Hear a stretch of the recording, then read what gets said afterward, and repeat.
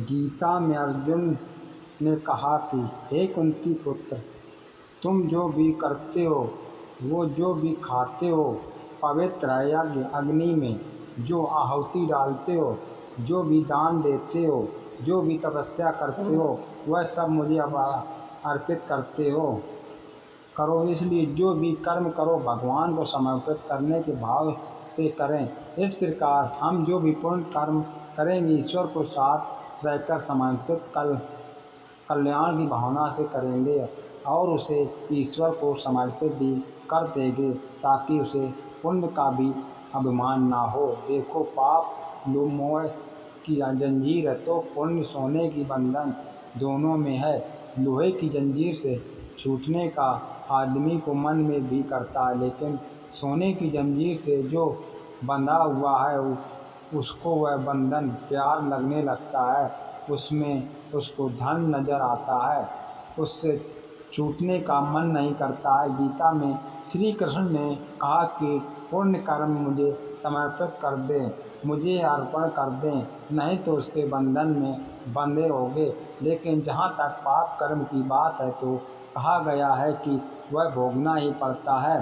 रामचरितमानस में निषाद राज को राम जी का प्रेम यानी भक्ति मिली। भगवान राम गंगा पर पार करने पर जब केवट को उतराई देने लगे तो उसने विनय पूर्वक से स्वीकार करने से इनकार कर दिया। तो क्या खाली हाथ लौटाया उसे? नहीं। तब भगवान ने केवट को विमल भक्त का वरदान देकर अनुग्रह किया। भक्ति एक ऐसी चीज़ है जो पुरुषार्थ से प्राप्त नहीं होती, जिस पर ईश्वर कृपा करते हैं उसी को प्राप्त होती है।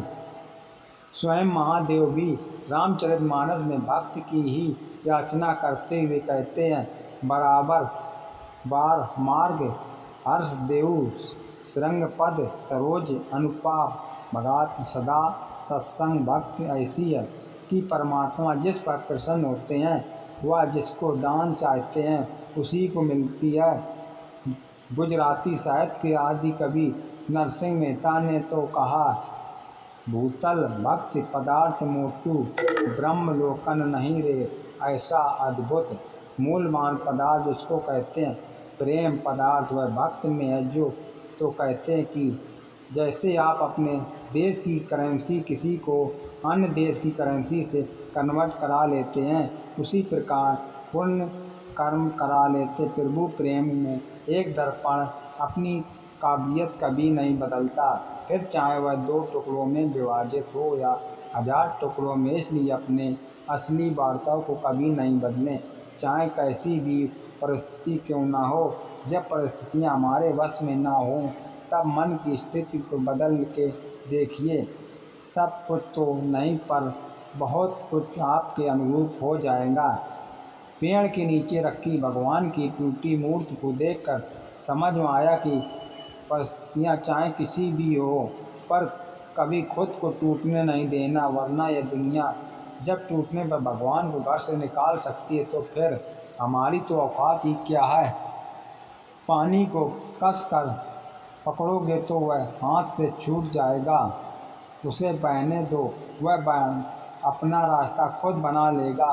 कभी कभी जब परिस्थितियाँ समझ में ना आए तो जो कुछ जीवन में घटित हो रहा है उसे शांत भाव व तटस्थ होकर बस देखना ही चाहिए। समय आने पर जीवन अपना मार्ग खुद बना लेगा। कठिन परिस्थितियों में ही दिमाग को शांत करने की ज़रूरत पड़ती है, उस समय सारा माहौल विपरीत होता है। आपसे एक सवाल पूछता हूँ, अगर अचानक कहीं आग लग जाए तो आप क्या करोगे, कैसे बुझाओगे? तो आप कहोगे कि ऐसी परिस्थितियों के लिए हम अब पहले ही इंतजाम करके रखेंगे।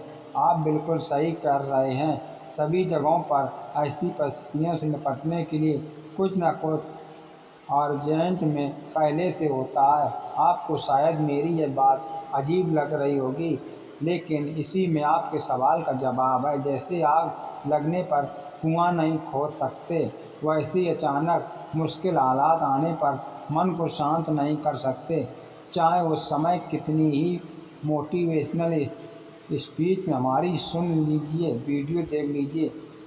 भक्ति भजन कर लीजिए, मन शांत नहीं होगा।